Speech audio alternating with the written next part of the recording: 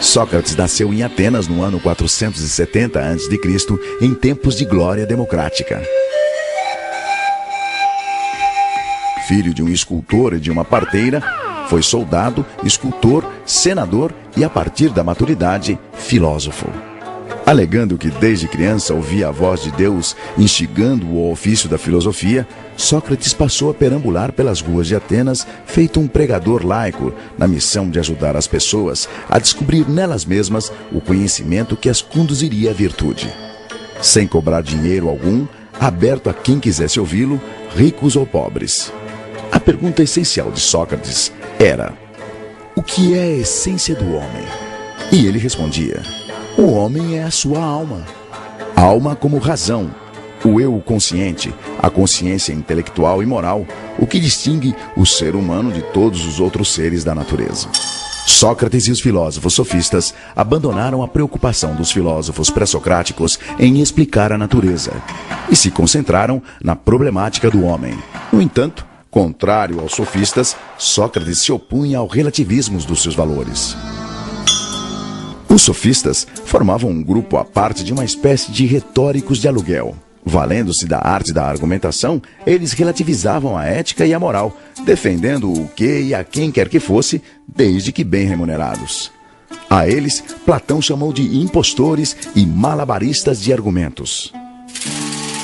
Sócrates não deixou nenhum escrito, e tudo o que se sabe de suas ideias está nos textos militares de Xenofonte, nos textos cômicos de Aristófanes e principalmente nos textos filosóficos de Platão, o seu melhor discípulo. Platão o transformou em protagonista em O Banquete, Apologia de Sócrates, Alcebíades I, Teeteto, Fédon e A República, entre outros.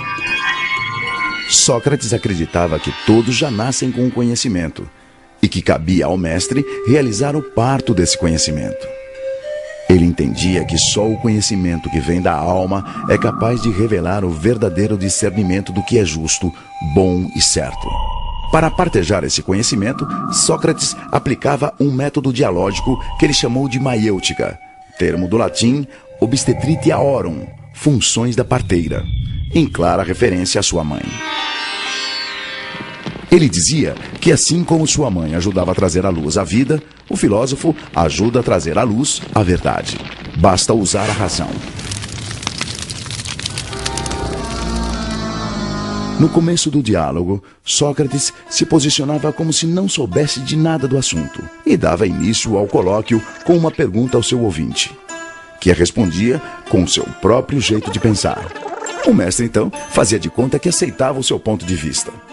Porém, com um senso de humor que desorientava o interlocutor, a chamada ironia socrática, ele contra-argumentava e buscava convencer o ouvinte da esterilidade e contradições de suas reflexões, levando-o a admitir o seu equívoco e o seu desconhecimento.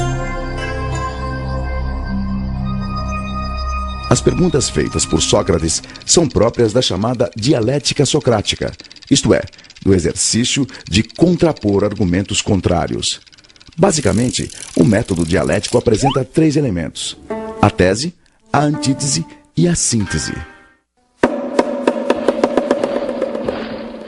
A tese é uma afirmação. A antítese é uma oposição a essa afirmação. Como a própria palavra diz, antitese.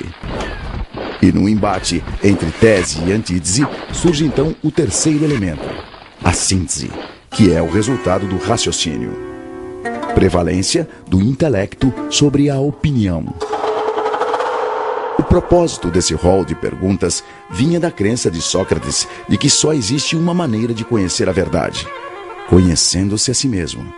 É famosa a sua frase, conhece-te a ti mesmo, inspirada na inscrição no oráculo de Delfos, centro sagrado de consultas aos deuses gregos. Para Sócrates, só quem conhece a si mesmo é que sabe que não sabe. A grande virtude, segundo ele, é saber que não sabe. Só sei que nada sei, ele afirmava. Quanto mais sabe que não sabe, mais sábio é um homem. E os que pensam que sabem e não sabem que não sabem, seriam, na sua concepção, os mais tolos. No texto Apologia de Sócrates, Sócrates relata que a pitonisa do oráculo de Delfos teria afirmado ao historiador e seu discípulo Xenofonte que o homem mais sábio de todos era ele, Sócrates. Logo eu, que justamente o que sei é que nada sei, um sábio?